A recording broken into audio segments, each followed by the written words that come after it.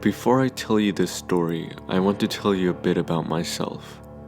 I'm your average wannabe developer, constantly building in studio, trying to learn Lua, and constantly fantasizing about my super popular, super successful game and all my fans. I'm also a bit of a myth fanatic. I've never believed in the occult, nor have I believed in any conspiracy theories within a children's MMO. But I love the idea of all these creepy stories. John and Jane Doe, Jerry, Melvin, and so on and so forth. Nowadays though, I stay away from that. I don't know whether this was a prank or some serious fishy business, but it's given me my fill of creepiness. Alright, here's what happened. I logged onto Roblox sometime in December to play some games, build some models, and chat with my friends. Seeing that one of my good friends was online, I opened my chat and invited her to a party. She then told me that she had to leave to do some shopping. Per the usual, she was always busy. Shortly after that, I got a notification from a user called 4NN1. Or lead speak for Annie, I gathered. It was fairly innocent with misspelling and grammar of your average young girl, complete with one too many smileys. It read as follows. Hi, username. I saw your place and I think you are very good at building. I think we should be friends. We can hang out in my place. It will become famous one day if you help me. Honestly, I would have ignored it under normal circumstances. This girl's probably 10 years old, at most, trying to become popular and have a lot of cool friends. However, I had been invited to this party despite never seeing this user before. I've set my chat privileges to friends only, and she's not on my friends list. I double-checked all of these multiple times. So no, my followers weren't allowed to chat with me. No, users I follow weren't allowed to chat with me. Even if they could, she wasn't following me, I wasn't following her either. Of course, it could easily be a glitch.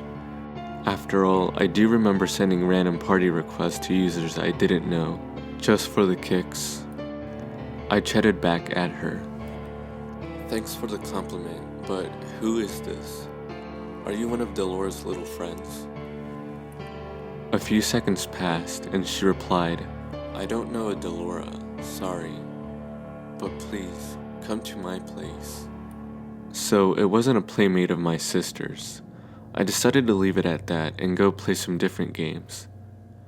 Only a few minutes later, Annie messaged me again. I said, come to my place. I simply ignored it, continuing to play games.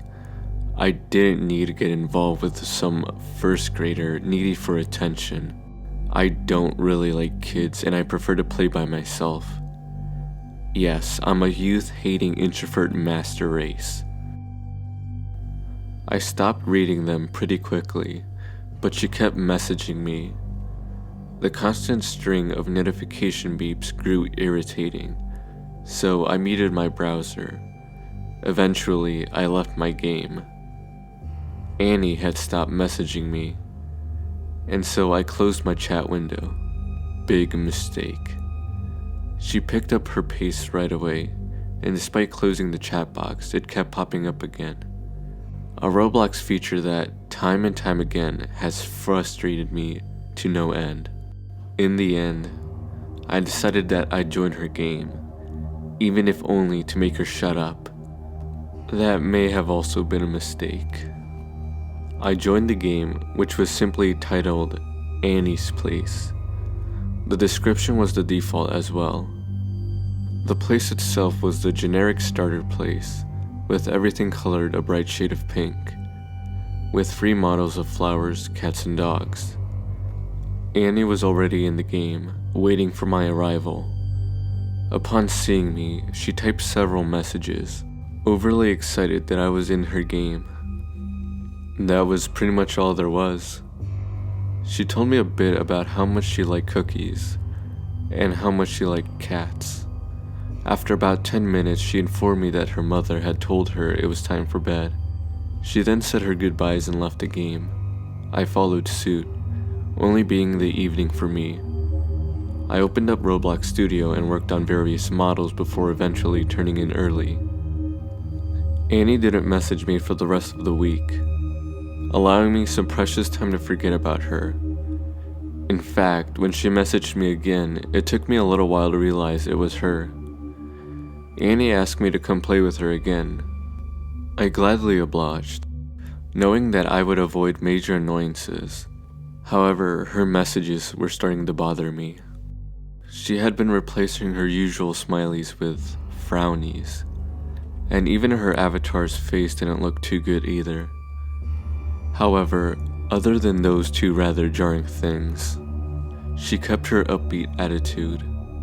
It wasn't any of my business, so I didn't ask, probably upset over some rude kid at school or something. Annie simply chatted at me while I was in her place. I was multitasking, playing phone games and not really paying attention to Annie. However, I put my phone down once and she started asking some rather disturbing questions. Do you ever want to touch the rusted nails? Have you ever eaten a raw dog? Where do you live? I patiently told her to stop asking these questions, as they made me uncomfortable. She didn't, she just kept asking the same questions, telling me that I couldn't leave until I answered them. At this point, I had enough and left the game. I blocked Annie and didn't want to hear from her again. Well, that's what was supposed to happen. Only 2 days later, she sent me several angry and upset messages, with disturbing questions from before mixed in. She wanted me to come back to her game because I had cheated by not answering her questions. She tried everything from guilt tripping to insulting me, and even to serious claims of how she only had so many days left to live. I continued to ignore it, muting my browser and playing a different game. I joined a game of Death Run to pass the time, but was instead redirected to Annie's place. Instead of the lovely island lobby of Death Run, I was in the all too familiar ugly pink cabin. Annie wasn't very happy to see me. Despite getting her way, she asked me why I hated her, why I kept leaving, and why I was so mean. I politely told her to calm down. She did, but continued to stay somber and upset. After that, I really hoped that I'd never see her again. But of course, I was dragged into playing with this maniac of a girl again. Her avatar's appearance had changed again. There was a streak of red across her face, and the dogs in her yard had disappeared. This time, Annie didn't yell at me, or ask any disturbing questions. She chatted with me about the things she liked again, but without her usual pep. After a while, Annie rather suddenly said this. It's hot in here. She left the game immediately after. Her pink house set ablaze, and the sky grew dark. My morbid curiosity led me into the burning house. Inside was a dark, burning figure with a grotesque smile. I left the game and logged off of Roblox. I felt sick to my stomach. If this was a prank by some exploiter, it was a downright disgusting one. I stayed off of Roblox for a few weeks, and when I came back, I was somewhat relieved to see that she hadn't contacted me. I never saw her again.